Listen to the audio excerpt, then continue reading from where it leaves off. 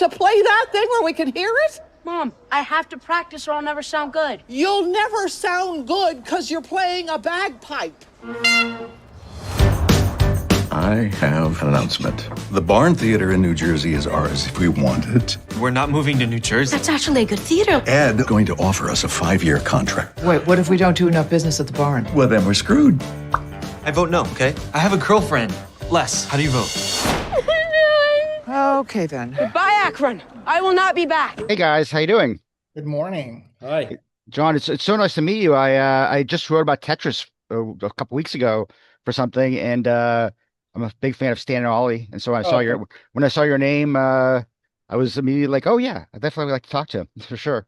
Yeah, but let's start with Steven, because this came from your script. Are you a theater kid yourself? Or are you like, how did this kind of like how did this come out of this family and in this world? Yeah. Well, I'd written a movie called I, Tonya, which was a true story. Yes. And then after that, I was just offered true stories because that's how that works. And I thought, well, why don't I do one that was based on the way that I grew up? My dad produced regional theater, and I was actually in a play before I ever even saw a play. Yep. And so while I thought it was kind of an original, I hadn't seen it before in a movie. And while I was writing it, a lot of my friends were going through that period in their life where they either double down on their dreams if they hadn't happened, or they abandoned them and just give them up. And that was really moving to me. And I just thought, well, how long do you gamble on making your dreams? And then what happens after? It's interesting. When I saw I, Tonya, I never connected to the fact that you wrote Stepmom all those years ago. I never put the two and two together. And also here, so it's great to see your name on this. Why did you want to set it in the 80s, like 80s, 90s era? Well, it was based on the way that when I grew up, assuming I've grown up.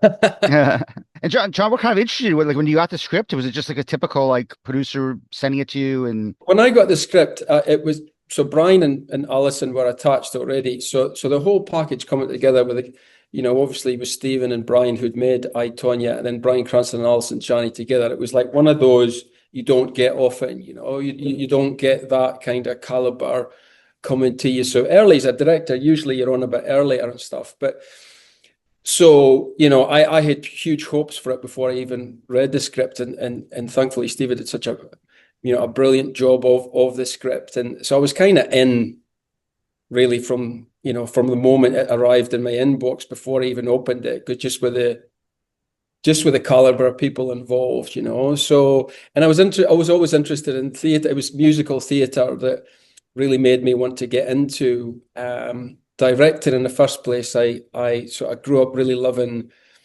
musicals. I grew up in a fishing port in Scotland, which was, my dad was in construction and my mum was a nurse, and it wasn't really, the family life wasn't really filled with much art or literature or stuff. But what they did like is they liked musicals. So, from an early age, they took me to see things like Oliver and Fiddler on the Roof. Actually, I saw with Topol in the West End in London as a kid. So it really ticked a lot of boxes. So I mean, I love working on material that's based on real life too. So everything about this, I was a huge fan of I, Tonya's and yeah, so it was just, it was all, the boxes were all ticked from a very beginning, really. We love Stan and Ollie, so that's why we were like, oh, let's get that guy. Yeah, that's because right. Because especially the stuff that you filmed that was on the stage, it's like, you could capture that so well. I knew there was some reason. Yeah, that's it. Yeah. so you already had Allison and Bryan. I mean, how about casting the kids? Because you have to create this family. The thing about casting family is it's interesting because families, they've been together their whole lives. So it's like, you know each other so well. The stuff like, I mean, how did you find the two boys to play the sons? I was really worried about finding Les because I just felt like our movie really depended on some great actor, but that was my big worry. But right away, we got an email from Jon saying, look at this kid, Benjamin. And it was just one of many, but he stood out. And then... and we saw like before I sent you him, we had seen a ton of kids, mainly American kids. And and Ben was one of the only British kids that we saw, and we didn't even realize he was British. We didn't realize he was doing an accent. Yeah. And he was just so right for it from the very beginning, right? And we all sort of like, it's not often that everybody goes, that's the guy, but that happened in this one, right? Yeah, but you spotted him, and you're like, look at this one, and then all of us were just in. Yeah. And Brian, I think Brian did a little reading with him as well. Bryan Cranston did a little reading with him just to make sure that dynamic was gonna, was gonna work, and he loved them as well. So yeah, and Jack, likewise, we saw a lot of kids for Jack's part, and he was, again, it came down to maybe. There was like two. It was like between Jack and somebody else, and I won't say who the other person was, but Jack was the dude. Yeah, it was pretty unanimous. Yeah, and from the start, I was like, "Oh, that's the guy. He is the guy." He's the guy. Yeah. Jon, was this your first movie made in America? Have you only, because mostly you've shot in England, right? That's true, or other places? I've done television in America. Okay. I did a thing with Scorsese years ago called Vinyl for HBO. Oh, of course. Which was great fun. I did a few things for Showtime and AMC and stuff, but I had never done a movie. And we actually shot this film in Canada. Oh. Yeah. Oh, okay. So it's not exactly American made, but yeah. Well, it's interesting because I was wondering, because I know that there's very specific locations mentioned, like New Jersey and stuff like that, and I was curious where you found a place to kind of like recreate that. Yeah, it was all Northern Ontario. I think we changed some of it. I think in the script, some of it was more southern, and then we saw what the landscape was, and so we just changed it. That's right. It was North Carolina at one point, right? Wasn't it? I don't remember which draft. Well, it's interesting because it could be set anywhere. It is very much that kind of thing, but you have to find places that are funny, actually. So, family, pretty universal. I mean, my family was odd, but I'm pretty sure yours was too. Everybody's is. Once you really get to know them. But it could be anywhere. And we used to move around wherever my father had a season. Yeah, and Jon, also doing a period piece like this, I mean, set in that period, I mean, does that make it more difficult, or is it not too far away that it's not like, I mean, Stan Ollie was probably earlier, I would assume. Yeah, so you know what? Sometimes the modern period stuff is more difficult, because when everybody remembers, or those who were of an age to remember, you have a lot of different opinions. Oh, well, this was a fashion, this was it. So you have a little bit of that going on.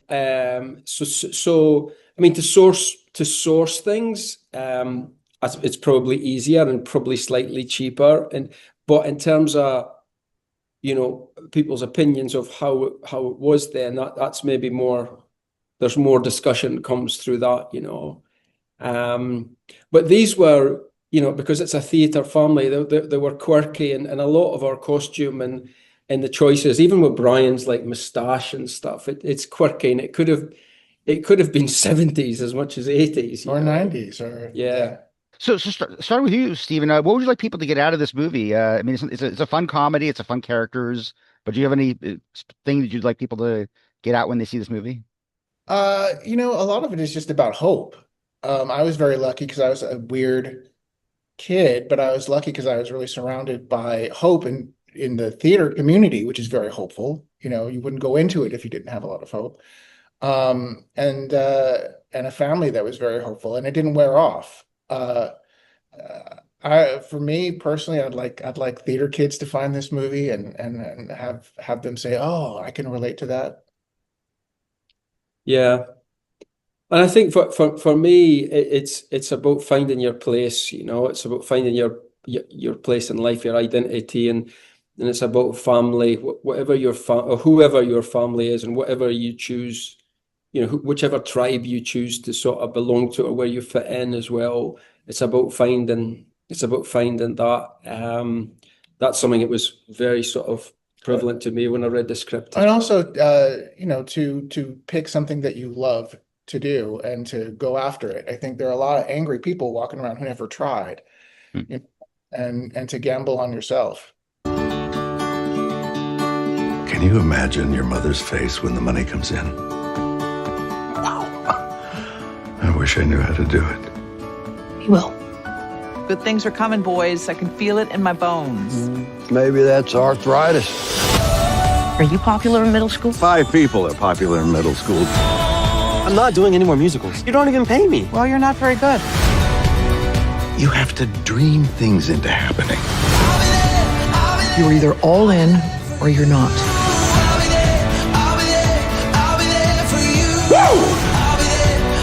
You are who you are. That's it. Things change on a dime in show business. Go.